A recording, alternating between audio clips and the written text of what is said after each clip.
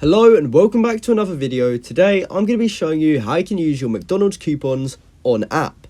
Now this is a very quick and simple thing to do, so make sure you watch this video all the way to the end so you don't miss any important steps. Now the first thing you actually want to do is go ahead and open up the McDonald's app, and from there you just have to sign into your account.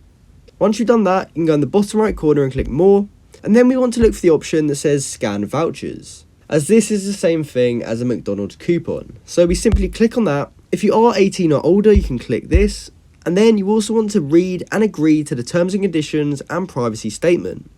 From there, you can go ahead and proceed. From there, it will ask you to access the camera, and all you have to do is click OK, and then you just want to scan your coupon, and once it has scanned it, it will automatically add it into your app, and from there, you'll be able to use it inside of the McDonald's app.